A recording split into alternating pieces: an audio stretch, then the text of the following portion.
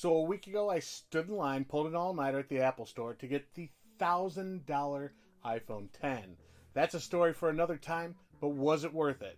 I'm Doug Drummond, and here are my thoughts after a week using the iPhone X. My previous three phones were plus-size models. But seriously, I had the 6 Plus, the 6S Plus, along with the 7 Plus, and even with a slim case on those phones, they still were much larger than the iPhone X. The difference is screen size, and even though the 10 is smaller in size, it does have a much larger screen. So visually it's a larger phone, but the size of my hand is a lot closer to the regular size iPhone 6, 7, or even 8. It definitely takes some time to get used to in this smaller form factor, and honestly I do miss my plus size phones because I'd gotten used to that size. Aside from that, the screen is awesome. I love the full-size option when it comes to apps and even stretching videos, but beware, it's going to crop the screen, and some people have complained about this top notch, but honestly, it doesn't bother me one bit. This is the part with the camera and all the Face ID sensors, so it's a necessary notch. My feeling with the stretch videos is, why wouldn't you? If you watch regular, you get the black bars on top and bottom, and isn't that the whole reason for a full screen?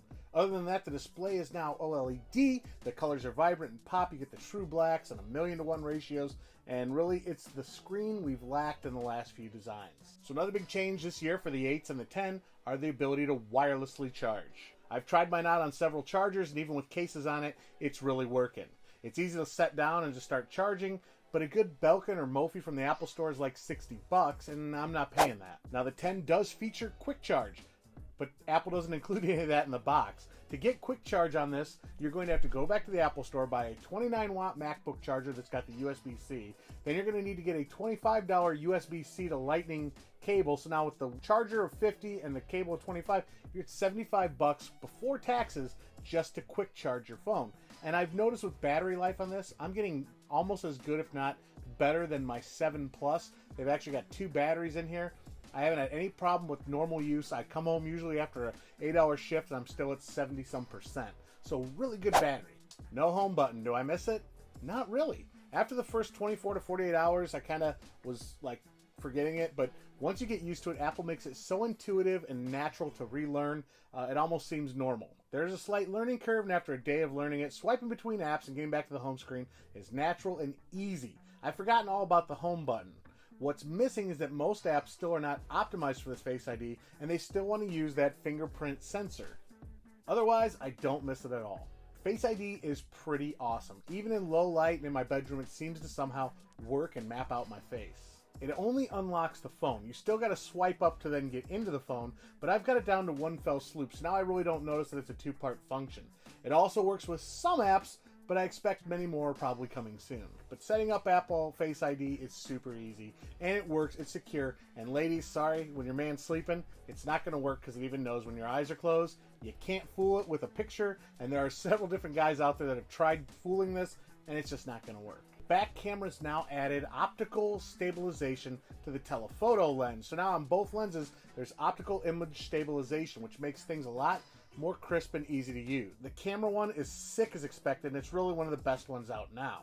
They still offer the portrait modes, but they've added light controls for those artsy pics. You can also record video in 4K at 60 frames per second. That alone is almost worth $1,000 for a camera that gives you 60 frames per second in 4K. What does that mean in Geek Talk? Well, you get that really crisp, almost realistic live video recording style that looks awesome. But you've got to go into settings and enable it.